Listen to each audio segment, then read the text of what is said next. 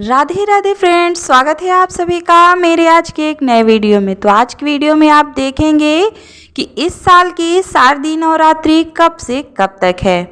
इस साल की नवरात्रि कितने दिन की है, 9 या 10 दिन की है। कलश स्थापना का शुभ मुहूर्त क्या होगा, इसके साथ ही आप देखेंगे कि नवरात्रि के दिनों में हमें कौन सी विशेष चीज़ों का ध्यान रखना चाहिए। ऐसी कौन कौन सी चीज़ें हैं जो हमें नवरात्रि के दिनों में नहीं करना चाहिए। तो पंचांग के अनुसार शारदीय नवरात्रि का प्रारंभ अश्विन शुक्ल प्रतिपदा तिथि को कलश या घट स्थापना के साथ प्रारंभ होता है और इसका समापन अश्विन मास के शुक्ल पक्ष की 9वीं तिथि को महानवमी के दिन नवदुर्गा के 9वें स्वरूप की पूजा हवन के साथ होता है। तो इस साल शारदीय नवरात्रि का पर्व 3 अक्टूबर गुरुवार से शुरू हो रहा है। कई बार तिथियों में उतार चढ़ाव के कारण नवरात्रि कम या ज़्यादा हो सकती है। नवरात्रि 9 दिनों की होती है, वही शुभ माना जाता है। तो इस साल की नवरात्रि 9 दिनों की है, जो कि बहुत ही शुभ है। तो नवरात्रि की शुरुआत 3 अक्टूबर से हो रही है, जिसमें प्रतिपदा तिथि का प्रारंभ प्रातःकाल 12:18 से शुरू है, जो कि 4 अक्टूबर प्रातःकाल 2:58 तक रहेगी। वहीं कलश स्थापना का शुभ मुहूर्त होगा 3 अक्टूबर को प्रातःकाल 6:15 से दोपहर को 12:33 तक रहेगा। इसी बीच में कलश स्थापना कर सकते हैं। नवरात्रि के 9 दिनों में व्रत रखा जाता है। कुछ लोग 9 दिन का व्रत रखते हैं, लेकिन यदि 9 दिन की आपकी सामर्थ्य ना हो तो कुछ तिथियों में भी व्रत रख सकते हैं, जैसे प्रतिपदा, तृतीया, पंचमी, सप्तमी, अष्टमी और नवमी। इन तिथियों में व्रत रखा जाता है। नवरात्रि के दिनों में लोग माता रानी की भक्ति करते हैं, उनके नाम की अखंड ज्योति जलाते हैं, जौ बोते हैं, उनकी पूजा आरती करते हैं। नवरात्रि के 9 दिनों में कन्या भोज रखा जाता है।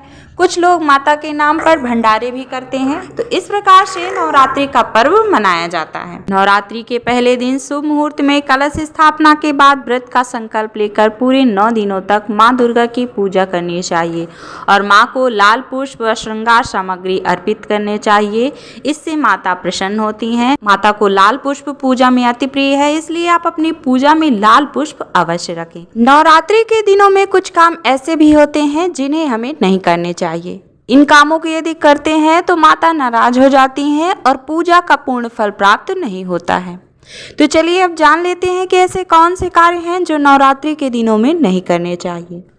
तो शास्त्रों के अनुसार पूजा पाठ से संबंधित कार्यों में स्वच्छता का खास ख्याल रखा जाता है। नवरात्रि देवी दुर्गा को समर्पित ऐसा पर्व है जो पूरे 9 दिनों तक चलता है। दिनों में पूजा पाठ के दौरान घर व पूजा स्थल को स्वच्छ रखना चाहिए। नवरात्रि के दिनों में तामसिक भोजन का प्रयोग नहीं करना चाहिए।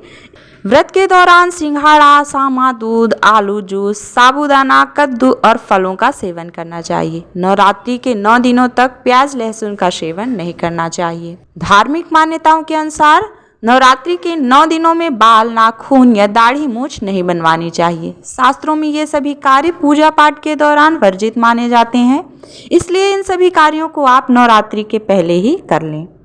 शास्त्रों में ऐसी मान्यता है कि व्रत या पूजा पाठ के दौरान जातक को ब्रह्मचर्य का पालन करना चाहिए। इसके साथ ही अपने व्यवहार में क्षमा, उदारता और उत्साह का भाव रखना चाहिए।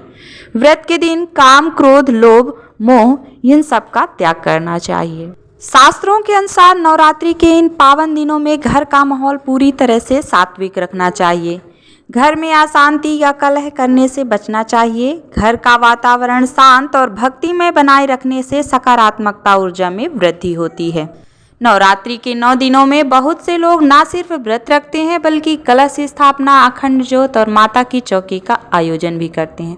ऐसे में अखंड ज्योत, माता की चौकी की देखरेख के लिए घर में किसी न किसी को रहना चाहिए। घर को खाली नहीं छोड़ना चाहिए। ऐसी मान्यता है कि नवरात्रि के इन 9 दिनों में माता रानी धरती पर ही रहती हैं। ऐसे में अगर नवरात्रि के इन 9 दिनों में कोई भी ज़रूरतमंद व्यक्ति या कोई भिक्षु आपके द्वार पर आए तो उसे खाली हाथ न लौटाएं। उसे अपनी सामर्थ्य के अनुसार कुछ दान दक्षिणा अवश्य देना चाहिए। धार्मिक मान्यता के अनुसार पूजा पाठ के कार्यों में चमड़े व चमड़े से बनी चीजों का प्रयोग वर्जित माना जाता है। नवरात्रि के इन दिनों में इस बात का ध्यान रखना चाहिए कि माँ की पूजा के समय चमड़े या चमड़े से बनी चीजों का प्रयोग ना करें। इस प्रकार से इन बातों का विशेष ध्यान रखना चाहिए, इससे आपको पूजा का पूर्ण फल प्राप्त होता है। तो ये थी नवरात्रि के बारे में छोटी सी जानकारी। आपको जानकारी कैसी लगी कमेंट बॉक्स में हमें जरूर बताएं और इसी तरह के जानकारी से जुड़े वीडियो देखने के लिए चैनल को सब्सक्राइब करना ना भूलें।